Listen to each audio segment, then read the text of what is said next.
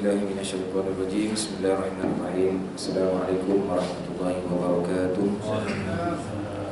Innaka antal taqabbal alamin al-Qur'an al-Fatihah. A'udzu billahi minasyaitonir rajim. Bismillahirrahmanirrahim. Alhamdulillahirabbil alamin. Arrahmanir rahim. Maliki yaumiddin. Iyyaka na'budu wa iyyaka nasta'in. Ihdinas siratal mustaqim. Siratal ladzina an'amta 'alaihim ghairil maghdubi 'alaihim waladdallin.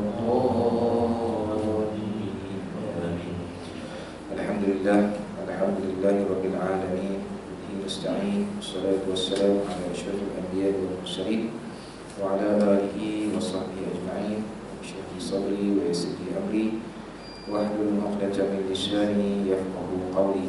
Qala Allah Ta'ala fi kitabihil aziz. A'udzu billahi minasyaitonir rajim.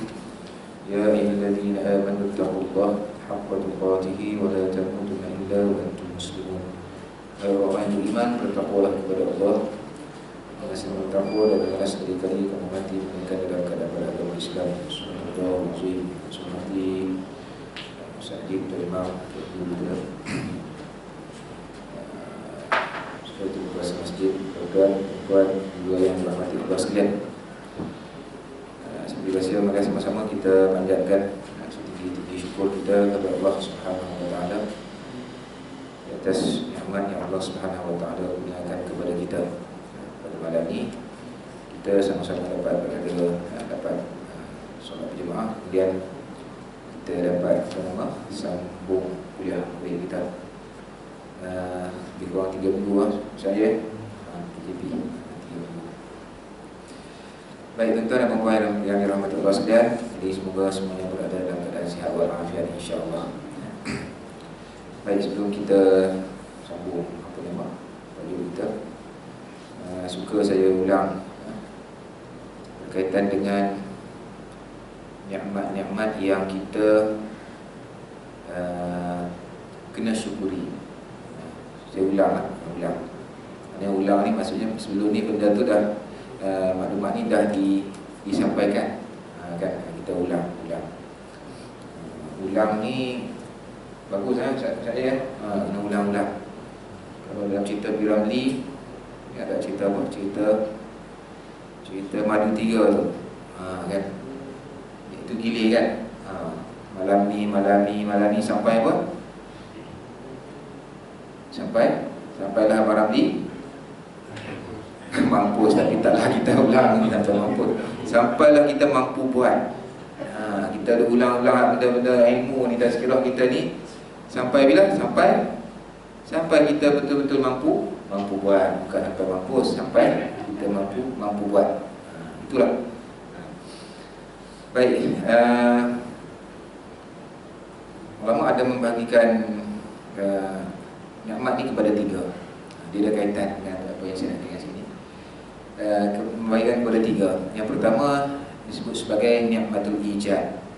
Nikmatul ijad. Yang mana ingat-ingatlah. Kalau yang tak ingat, boleh buat ceritakan. Okay, nikmatul ijad. Apa makna nikmatul ijad?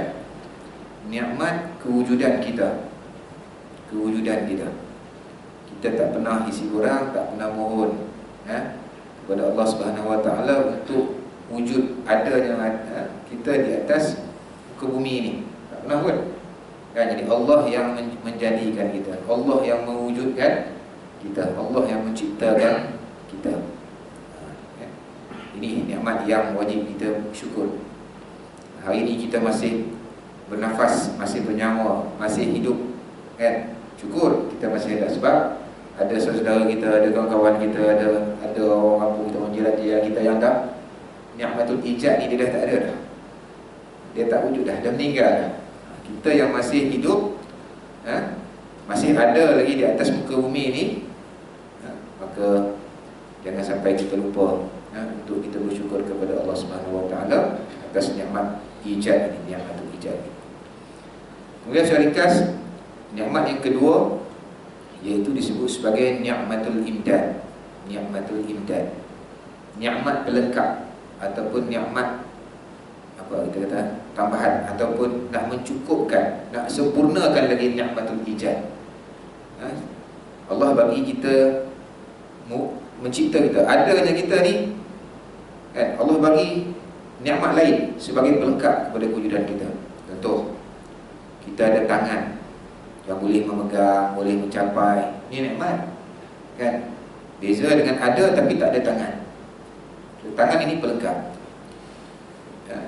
pelengkap kepada nikmatul ijad.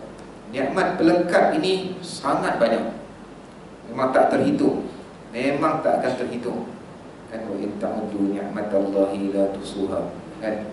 Maksudnya kamu nak mengira nikmat Allah ni, saya kamu tidak akan mampu menghitungnya. Banyak. Tangan, panca indera kita lah, mata, telinga kita, kaki kita boleh melangkah. Ini semua nikmat pelengkap kita kan. Kalau kita ada tapi kaki kita tak boleh melangkah, contoh kaki, hilang nikmat ni, hilang nikmat kaki ni. Sebab apa? Sebab kaki dah tak boleh melangkah. Kita yang boleh melangkah masih lagi boleh menggunakan kaki ni, jangan lupa kita bersyukur kepada Allah Subhanahu Wa Taala.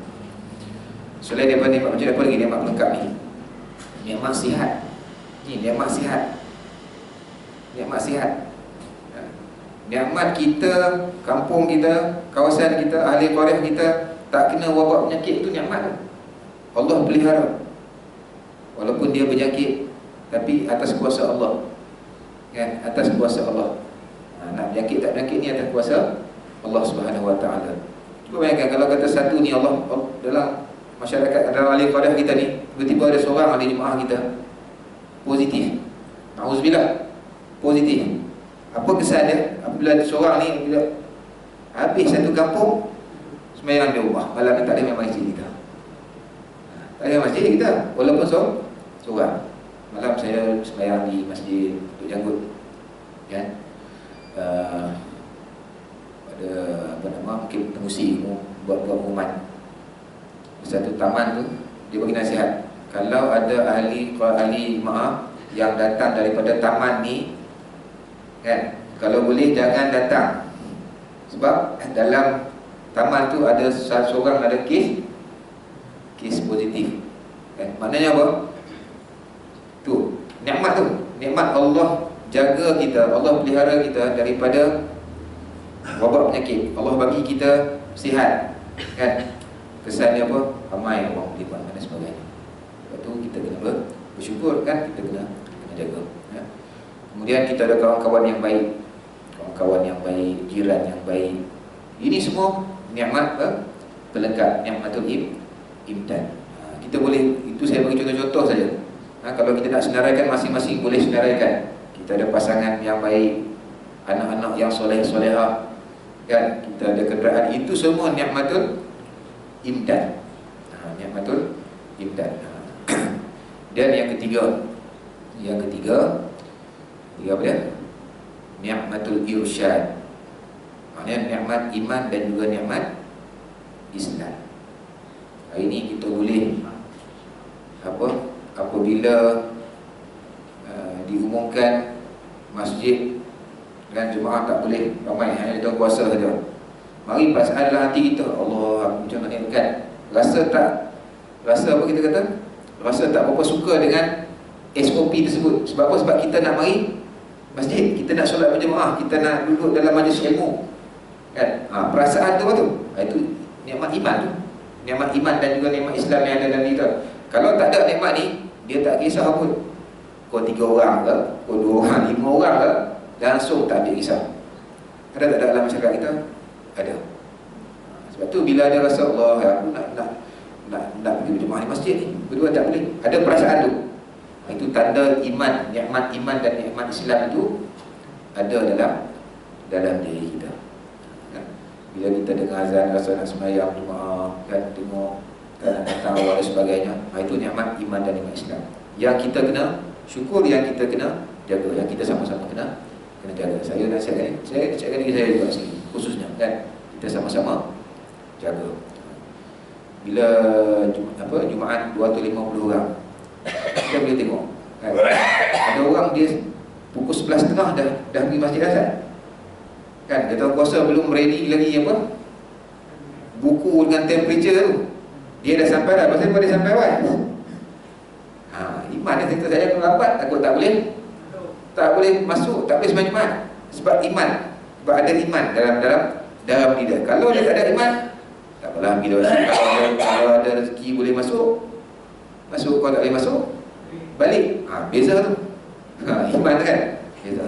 Jadi kita kena jaga ni nikmat iman dan juga nikmat Islam ni. InsyaAllah bila nikmat yang ketiga, nikmat Islam ni, dan membezakan kita di antara orang Islam dengan bukan Islam, antara manusia yang beriman dengan haiwan dan sebagainya. Kalau nikmatul ijad, haiwan pun dapat kan? Lembu kerbau pun dapat kan? Nikmatul imdad, dia pun dapat. Dia pun ada mata, boleh ada kaki, sama kan?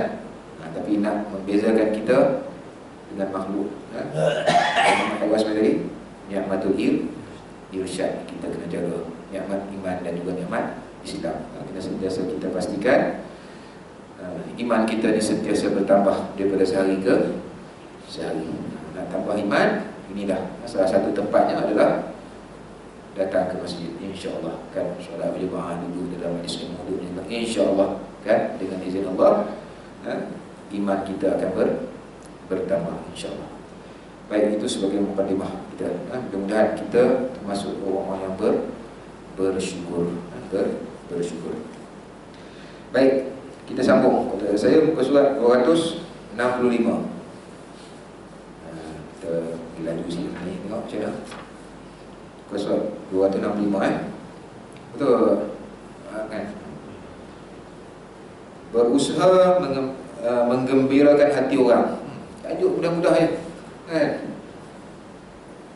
Salah satu tanggungjawab seorang Muslim dalam masyarakat, dia seorang yang sentiasa nakkan bagi kegembiraan kepada orang lain. Usaha nak bagi orang lain seronok, nak bagi orang lain happy. Ini salah satu ciri seorang Muslim yang sejati. Tanggungjawab seorang Muslim dalam masyarakat.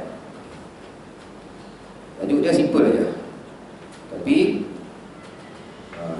yang buat ni kadang-kadang susah. Lepas tu kita lihat ada orang, dia bukan nak bagi seronok orang happy. Ada orang dia kerja dia nak bagi orang susah hati, nak bagi orang tension, nak bagi masalah.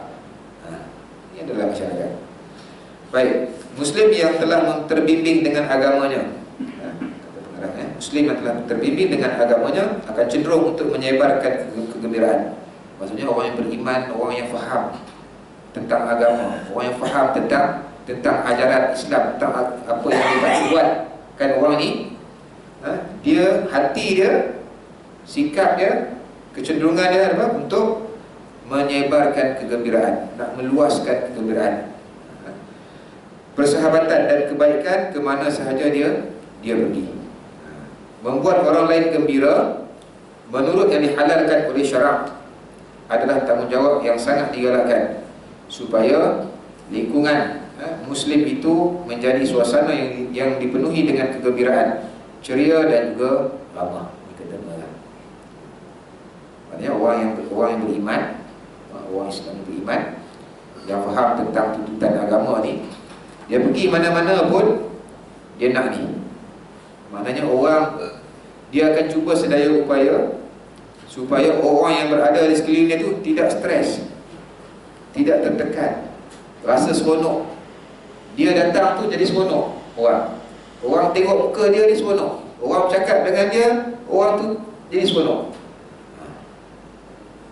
Ini kan,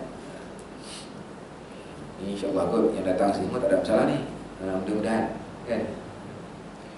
Kerana itu Allah memberi kebahagiaan kepada orang yang suka membuat orang lain gembira, yang akan diperolehinya pada hari kiamat. Orang yang sentiasa berusaha cari jalan macam mana nak bagi orang yang berada di sekeliling dia ni happy, seronok, tak stres. Orang yang macam ni Allah janji pada hari akhirat, pada hari kiamat kelak, Allah akan bagi ganjaran.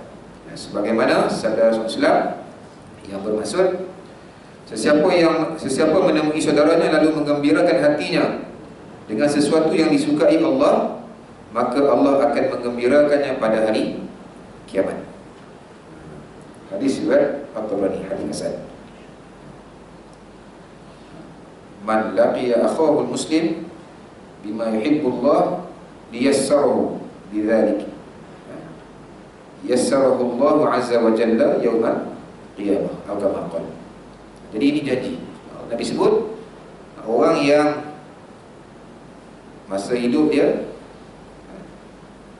kehidupan bermasyarakat dia, sentiasa berusaha untuk nak bagi orang lain seronok, orang lain gembira dengan cara yang Allah suruh lah, dengan ikut panduan Allah. Ada juga kan kita nak bagi orang seronok kerana kita buat lawak yang sampai kita kata apa? Kita kata lawak-lawak yang percakapan-percakapan yang mungkin bahasanya tak elok, lucah dan sebagainya. Ini tak kena. Walaupun niat dia nak bagi orang yang seronok, tapi tidak mengikut panduan, tidak mengikut apa yang Allah suka. Ini tak ini. Ini pun ada juga dalam masyarakat kita. Ada kan? Yang Allah janji akan bagi kegembiraan pada hari kiamat, iaitu orang yang dia buat sesuatu yang boleh menggembirakan hati orang yang ada di sekeliling dia, seperti mana yang dianjurkan, yang sebenarnya dituju oleh syarak, yang disukai oleh Allah Subhanahu wa ta'ala. Baik, banyak cara yang dibenarkan untuk Muslim itu menyebarkan rasa gembira dalam kalangan saudara-saudaranya. Dia bagi contoh macam mana apa nak buat nak bagi orang seronok ni. Seperti apa? Mengucap kalimah yang baik, bercakap benda-benda yang baik, cakap benda baik, kan? Bagi salam, lupa tanya khabar, kan? Bagi pujian, bagi penghargaan dan sebagainya. Cakap benda-benda baik, kan? Itu satu cara. Kemudian apa lagi? Memberi senyuman. Memberi senyuman. Bab ni pun saya ingat ada orang dia susah, dia tunggu orang lain senyum dia dulu, baru dia nak senyum kat orang. Agama kita suruh kita senyum dulu. Senyum. Takkan senyum pun tak boleh lah kan? Senyum pun tak kerti. Tak tu saya kata benda tak ada dalam ni. Yang dia tak tahu nak senyum kat orang, muka tu kita kata macam mana, nak kata masam tak masam, tapi muka tu memang kelas macam kan. Jenis susah nak senyum kat orang ni. Ada dalam masyarakat kita. Ini hati kiri ni, betul. Jenis yang macam dia nak orang senyum kat dia, tapi dia tu susah nak senyum kat orang. Serius dia muka tu serius macam kan. Bagi senyuman. Sebab dengan senyuman ni fitrah manusia memang suka. Memang suka. Kalau orang tu senyum kat kita tak boleh masa stres dengan senyuman tu, kita masalah. Sebab fitrahnya bila orang senyum, dia akan lawan tu memang akan kita rasa seronok, rasa happy juga. Apa lagi? Memberitahu berita gembira. Itu antara cara lain lah. Memujuk dan menenangkan. Kalau kita tengok ada dia mungkin kawan-kawan kita yang ada masalah kan, stres dan sebagainya, ni waktu-waktu PKP ni kerja tak ada, nak niaga tak boleh kan, mungkin duit kurang sebagainya. Tugas kita macam mana nak bagi dia seronok yang tenang ni kan. Ini pun banyak ni waktu sekarang ni. Waktu banyak kajian-kajian tentang stres. Saya pun tadi saya bersembang kan, diminta untuk buat kajian tentang pelajar-pelajar di tempat saya lah, guru-guru praktikum ni. Sepatutnya semester ni dia dah kena pergi praktikum di sekolah kan? Tapi sebabkan pandemik ni, sekolah tutup, jadi mereka tak dapat pergi praktikum. Mungkin dalam minggu depan atau 2 minggu lagi dia kena buat praktikum secara online. Jadi benda baru kan, benda baru. Sebelum dia pergi sekolah, dia kena buat online. Jadi dalam keadaan itu macam-macam lah rumutan, payah lah ustaz. Macam-macam. Itu tanda-tanda stres. So apa fungsi kita? Apa peranan kita supaya nak mengurangkan stres dia ni? Dia tak sempat kajian. Sebab ini ramai orang stres ni. Dan ramai orang stres. Tak pun tak tenang. Kan kita bagi kata ala bi zikrillah tatma'innul qulub, kan? Surah Al-Qur'an. Ingatlah kepada Allah selalu berzikir kepada Allah, nescaya hati kamu tenang. Dia kata ingat Ustaz, tapi tak tenang juga. Kan? Tak tenang juga. Ingat lagi, baca lagi, zikir lagi. Kan? Kita tak cukup. Kita stres ni. Kau ni ada yang stres ke? Dia stres dia stres ni, dia nampak lah, kalau orang biasa yang happy, biasa seronok ni, bila stres ni, dan kita boleh tahu dia ni tengah ada masalah. Kan? Dia tengah ada masalah. Tak stres, tak dapat datang main rumah je. Pasal lihatkan kau sarak bila tu je. Di mana tak boleh datang masa sebelum ni lah. Kan insyaAllah lah. Tak boleh datang main. Itu saya kata, stres ni macam-macam. Saya macam-macam. Sebab tu saya sebut tadi, bab nikmat tadi tu. Bab nikmat tu. Nikmat yang kedua tadi tu.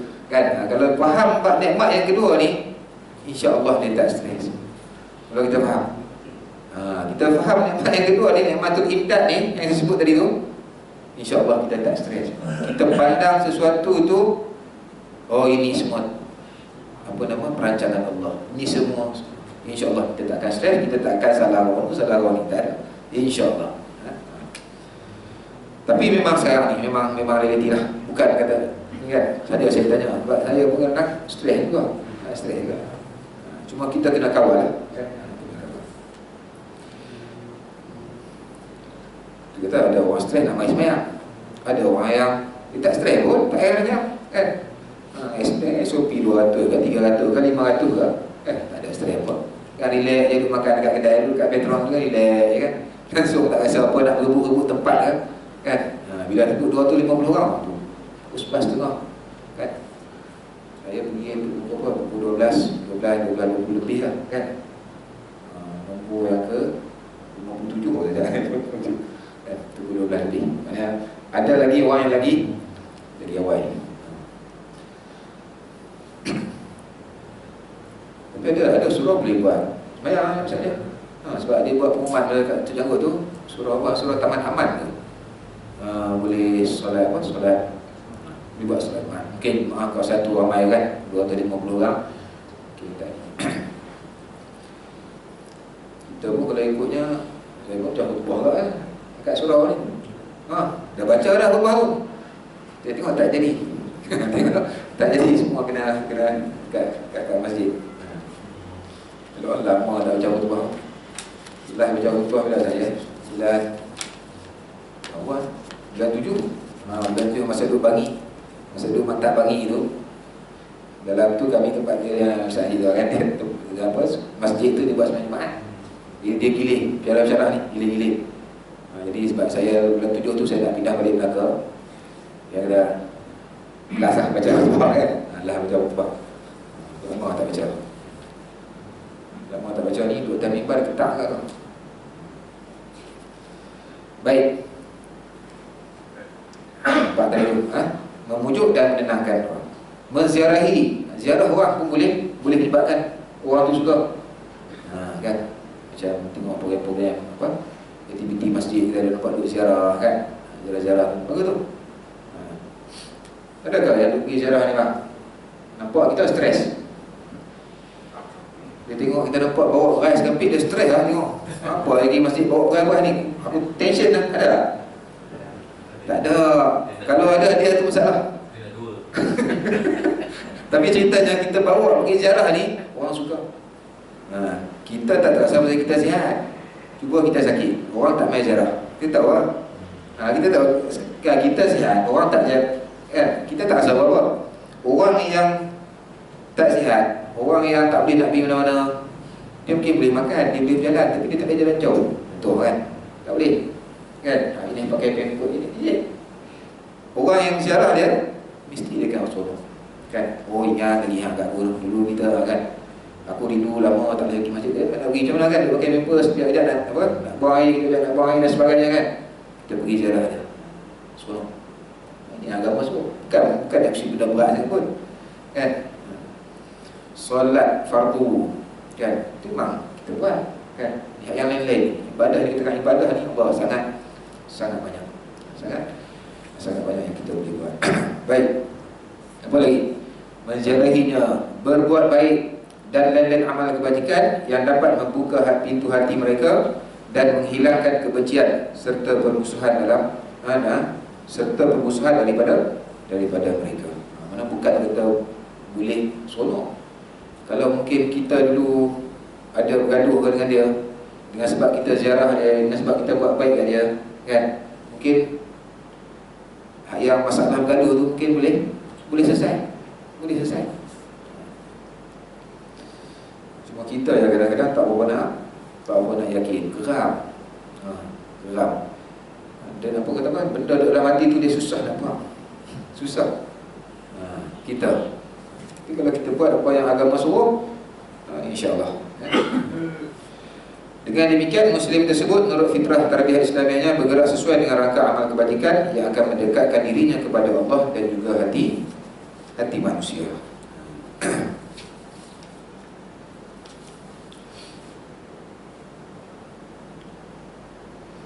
Baik, habis tadi tu. Tentang berusaha mengembirakan hati orang lain. Tadi mudah ya. Tinggal nak buat ya. Tinggal nak buat je. Tak apa, kalau tak buat tak apa, nanti kita baca lagi, ulang lagi sampailah. Apa ni nak sebut sampailah mampu lah. Sampailah kita mampu buat. Itulah. Baik, tajuk yang kedua. Membimbing orang untuk mengerjakan kebaikan. Tadi tu dia nak bagi orang seronok. Tajuk yang kedua ni pula, apa nama? Mengajak orang untuk mengerjakan kebaikan. Ini salah satu tanggungjawab kita seorang Muslim dalam masyarakat. InsyaAllah kita dah buat ni, kan? Setiap orang dia ada peranan dia. Jangan kita duduk mari masjid ni, insyaAllah tuan-tuan, puan ibu yang duduk mari masjid ni. Jangan tajuk ni tajuk yang kita kata apa, sebagai motivasi je lah. Bukan tak pernah buat, Ramadan selalu buat dah, insyaAllah, kan? Ajak orang buat baik. Setiap orang dia ada peranan dia. Setiap orang ada peranan dan ada cara dia, kan? Bilal, dia cara Bilal, kan? Paling kurang 5 waktu dia dah buat tu, azan tu, ajak orang buat baik tu, hayya 'alal falah, hayya 'alas solah, kan? Bab tu selesai. Tu bab Bilal.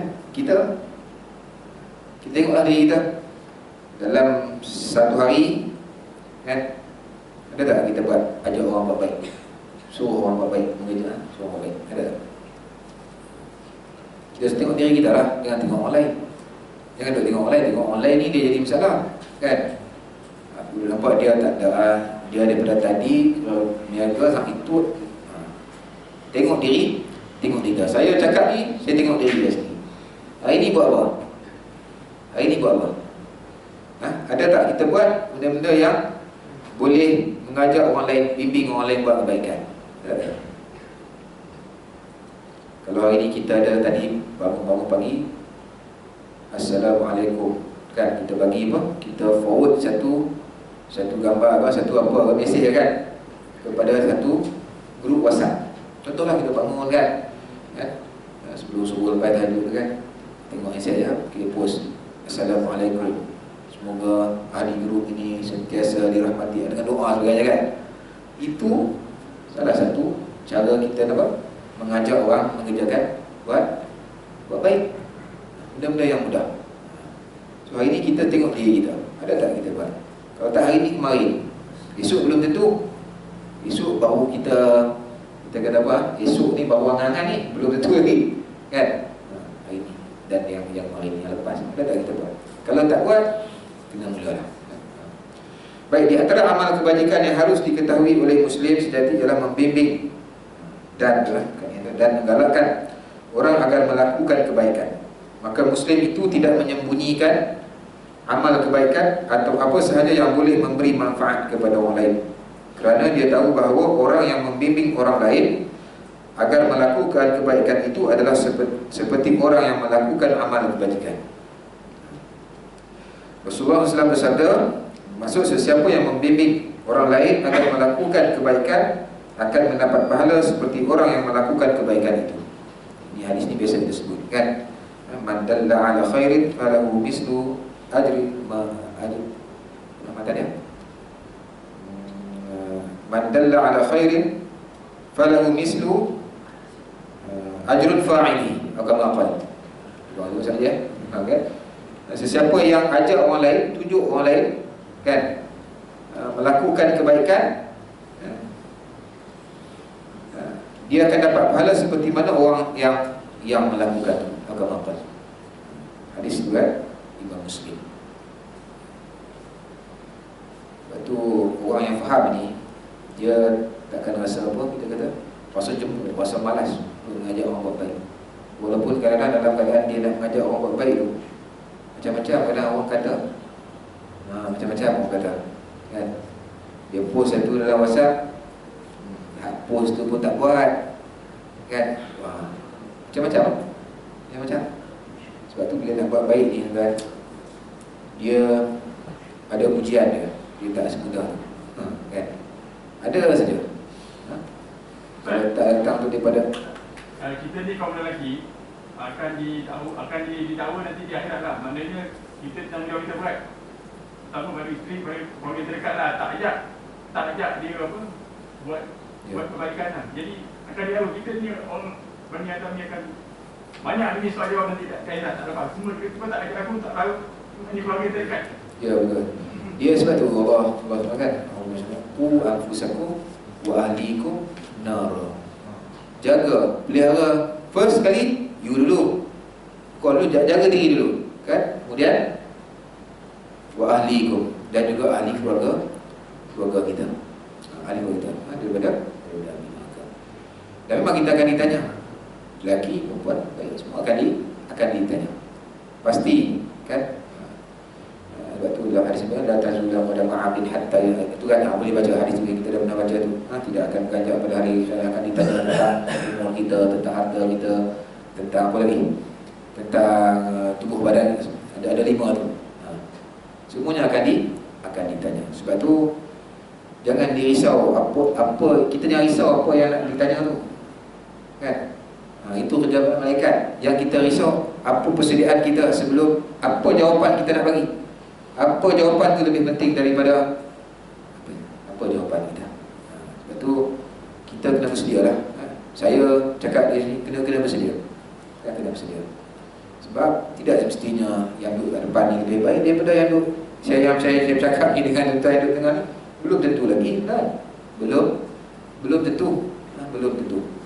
Tidak semestinya ustaz lebih kita kata lebih selamat daripada hak pegawai ustaz. Belum tentu. Yang penting kita sendiri kena tahu kan. InsyaAllah kalau kita jaga iman kita ikut apa yang Nabi suruh, buat sebaik mungkin, sedaya mungkin, InsyaAllah yang lebih itu kita serah kepada Allah SWT. Tawakallah kepada Allah. Tapi kalau kita tak berusaha untuk nak jadi baik, tak berusaha nak ajak ahli keluarga kita untuk jadi buat baik, kemudian kita nak tawakal, tak boleh kan. Tak pernah pun ajak kan. Contoh, tak pernah pun suruh ahli keluarga kita kan untuk buat benda baik, dan kita ada berangan kan, kita mudah jawab daripada Allah nanti. Masing-masing tengok diri kita masing-masing. Masing-masing tengok diri kita masing-masing. Saya suka sebut tu sebab bila kita tengok orang lain kan, belum tentu betul. Tapi kalau kita tengok diri kita sendiri, insya-Allah mesti betul. Tengok diri kita. Takkan kita nak bohong diri kita, kita tak buat benda baik, tapi kita nak kata diri kita buat benda baik. Tapi kalau kita tengok orang lain, dia ni tak baik, belum tentu lagi. Kita tengok zahir dia saja kan. Dia ni tengok pakai seluar jeans, pakai t-shirt je kan. Tuan-tuan tahajud tak lama, belum tentu. Datang dia lebih bagus, lebih hebat tahajud dia daripada kita. Baca Quran dia lebih kerap daripada kita. Belum tentu kan. Sebab tu kalau kita tengok diri kita, mesti betul. Tengok diri kita kan. Maknanya kita reflect, kita evaluate, kita muhasabah diri kita Kan aku ni duk banyak tengok orang yang buat salah. Aku ni banyak sangat khabar benda betul. Aku duk tengok orang je tak baca Quran. Aku ni banyak kerap tak baca Quran. Kan? Aku duk tengok diri kita. Saya diri saya tengok dia. Mudah-mudahan bila kita sentiasa muhasabah tu, insya-Allah kita lebih mudah untuk kita membetulkan diri kita. Tapi kalau kita banyak tengok orang lain, kan belum tentu lagi. Okey, baik. Tambah lagi. Dia ada riwayat yang lain. Ada riwayat lain kata dengan ni. Daripada Abu Hurairah, man da'a ila huda kana lahu min al-ajri mislu ujuri man tabi'ahu la yanqusu zalik min ujurihim syai'a wa man da'a ila dhalalah kana 'alayhi min al-ism mislu athar man tabi'ahu wa la yanqusu zalika min athamihim syai'a. Atau kama qala, barang sesiapa yang mengajak manusia kepada petunjuk, maka baginya pahala seperti pahala orang yang mengikutinya tanpa mengurangi pahala mereka sedikit pun. Dan barang sesiapa yang mengajak manusia kepada kesesatan, maka ia akan mendapatkan dosa seperti mana dosa-dosa orang yang mengikutinya tanpa mengurangi dosa mereka sedikit pun. Kan? Kita suruh orang buat baik, kan orang tu buat baik, kita dapat pahala. Kalau kita suruh orang tu buat jahat, kan, kita sokong, kita support, kita backup orang buat jahat ni, orang buat maksiat ni, kita juga akan dapat dosa seperti mana orang yang melakukan tersebut. Nauzubillah min zalik. Biasa ada Nabi SAW lagi, man sanna fil Islam sunnatan hasanah falahu ajruha wa ajru man amila biha ba'dahu min ghairi an yanqusa min ujurihim syai'. Wa man sanna fil Islam sunnatan sayyi'ah kana 'alaihi wizruha wizru man amila biha min ba'di min ghairi an yanqusa min auzarihim syai'. Atau kama qala, barang siapa yang memberi tauladan, contoh yang ataupun perbuatan yang baik, ia akan mendapatkan pahala perbuatan tersebut serta pahala orang yang mengikutinya sampai hari kiamat. Mana kita buat benda baik dan orang tu masyarakat tu dapat manfaat daripada kita, kan? Beli satu pergi ni lah, beli satu alas kaki, balik mana letak kat masjid, tak depan, kan? Lepas orang ambil wuduk, orang boleh lap kaki, kan? Selagi mana benda tu duduk kat situ, selagi itulah kita dapat pahala. Modal RM5, modal RM10, kan? Modal RM10, kan? Letak 3 pintu, RM30. Setiap kali orang naik, orang lap kaki, kan? Orang lap kaki tu, kita dapat pahala. Contoh-contoh benda yang mudah-mudah. Ada duit lebih sikit, pergi Madin ni apa, beli telekung, kan? Ada orang buat ni, ada. Saya sebut ni orang biasa buat lah, kan? Beli telekung letak kat R&R, letak kat R&R, balik kampung, setiap kali jumpa ni berhenti, tinggal satu telekung, tinggal, kan? Selagi mana telekung tu digunakan, kan, sejadah dan sebagainya, kan? Selagi itulah kita dapat pahala.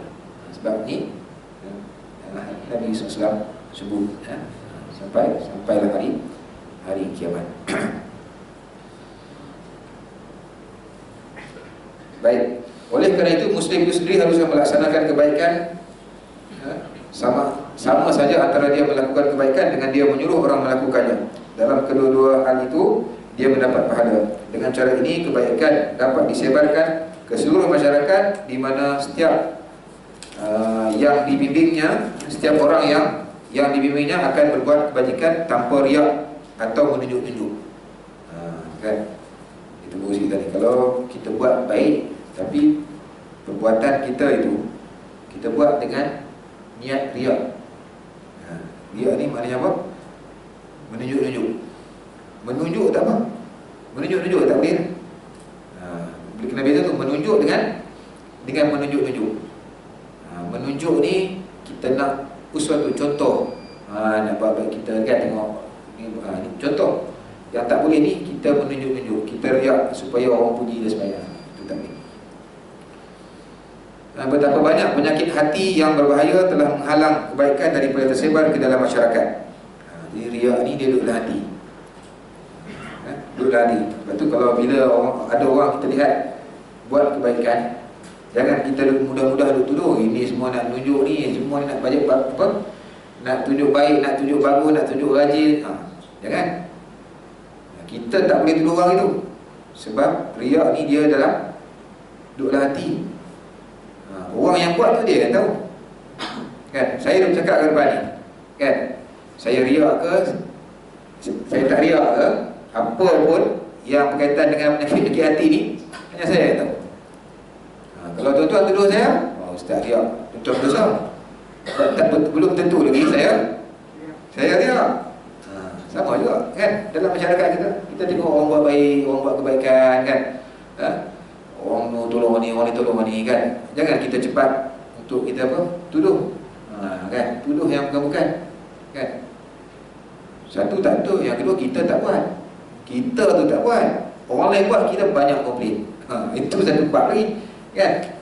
Kan? Ya? Ini semua penyakit-penyakit yang boleh merosakkan masyarakat kita. Ini semua penyakit-penyakit yang boleh merosakkan umat Islam, masyarakat kita. Tapi hati ni kena jaga kan, hati ni. Sebab tu hati ni sama ialah hati ni dia tak kira lah hati tu ustaz ke, cikgu ke, kan, apa pun, tak apalah. Saya suka sebut saya lah, ustaz ke apa kan. Sebab hati ni sentiasa kena jaga. Sebab sifat hati ni dia bolak-balik. Sebab tu ada satu riwayat satu doa Nabi kan, panjang sebenarnya. Nabi setiap doa, Allahumma ya muqallibal qulub, tsabbit qalbi ala dini. Betul tak saya? Dia kata orang maqal. Hadis ni panjang riwayat banyak kan. Di sini saya riwayat saya Aisyah saya. Kan?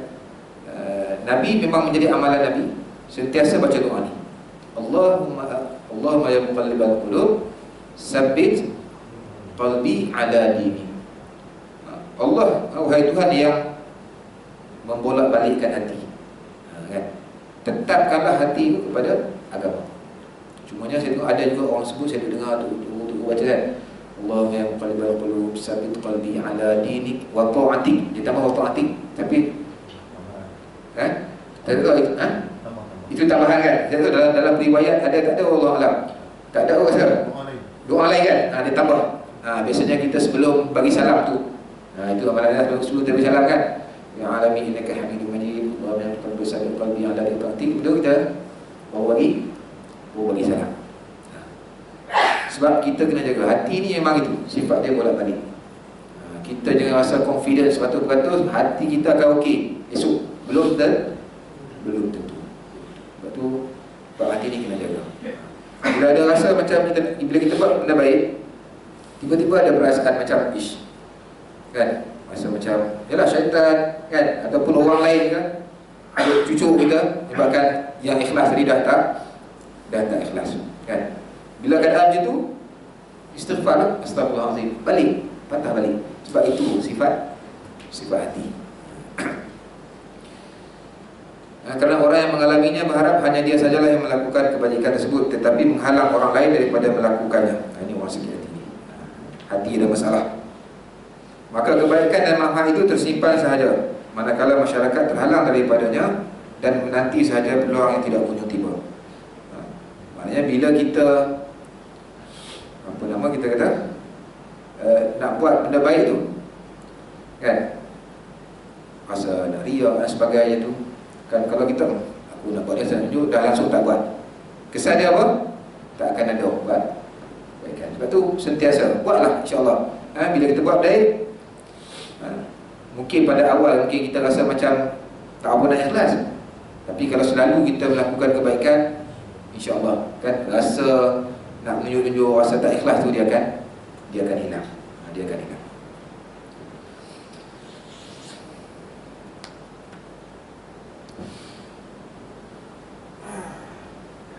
Baik, Muslim yang sebenar sentiasa ingin mendapatkan keredaan Tuhannya serta memperolehi pahalanya, tidak memiliki penyakit hati seperti itu.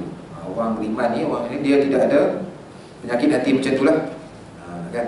Tak ada penyakit hati, penyakit tak boleh tengok orang buat baik, tak boleh tengok orang senang, tak boleh tengok orang kuat ibadat, kan? nak dia je, orang lain tak boleh. Baik, dia membimbing orang agar melakukan amal kebajikan setiap masa, dan dengan itu dia berhak mendapat pahala yang sama dengan orang yang diperolehinya oleh orang-orang yang telah dibimbingnya.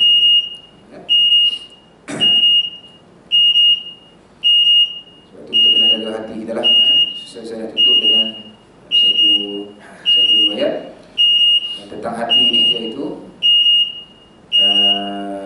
riwayat daripada Nu'man bin Bashir kata, hadis ni kita biasa dengar ni, ala wa inna fil jasadil mudghah, kan, ketahuilah dalam tubuh badan kita ini ada segumpal daging. Ini kita ulang balik ni, beratus kali dah Ustaz dia sebut ni, kan. Idza salahat salahal jasadu kullu, apabila dia baik, ya, maka baiklah keseluruhannya hati tadi. Wa idza fasadat, jika dia rosak, kan, jika dia tak baik, fasadat jasadu kullu, maka akan rosaklah seluruh tubuh badan. Maka jagalah hati kita. Mudah-mudahan hati kita ni sentiasa ingat kepada Allah Subhanahu Wa Taala, dan kalau saya nak tutupkan dengan tajuk kita pada malam ni, janganlah kita rasa jemu untuk mengajak orang buat baik, dan carilah jalan ikut kemampuan kita supaya kita hidupkan budaya saling tolong-menolong, bantu-membantu dalam kalangan masyarakat kita, ahli qadah kita. InsyaAllah kita akan dapat lahirkan satu, kita kata apa, masyarakat yang happy, yang sono, kan, yang tidak ada rasa hasad, dengki dalam kalangan kita, insyaAllah. Baik yang baik daripada Allah, yang lemah dan kuat itu semua daripada saya. Mohon ampun, mohon maaf kepada tuan dan puan. Mudah-mudahan apa yang kita kongsi pada malam ini beri manfaat kepada kita, insyaAllah. Auzubillahi minasyaitonir rajim. Bismillahirrahmanirrahim. Alhamdulillahirabbil alamin wa bihi nasta'in, wassalatu wassalamu ala Rasulillah wa ala alihi wa sahbihi ajma'in. Allahumma ij'al jam'ana hadza jam'an marhuma wa tafarruqana min ba'dihi tafarruqan mubarakan wa ma'suma. Allahumma arina al-haqqa haqqan warzuqna ittiba'ah wa arina al-batila batilan warzuqna ijtinabah. Allahumma inna na'udzubika min al-baras wal junun wal juzam wa sayyi'il asqam, wa na'udzu bi kalimatillahi tammati min sharri ma khalaq. Rabbana atina fid dunya hasanah wa fil akhirati hasanah wa qina adzaban nar. Wa sallallahu ala sayyidina Muhammad wa ala alihi wa sahbihi wa baraka wa sallam, walhamdulillahi rabbil alamin. Wabillahi taufiq wal hidayah wal ridha wal inayah. Assalamu alaikum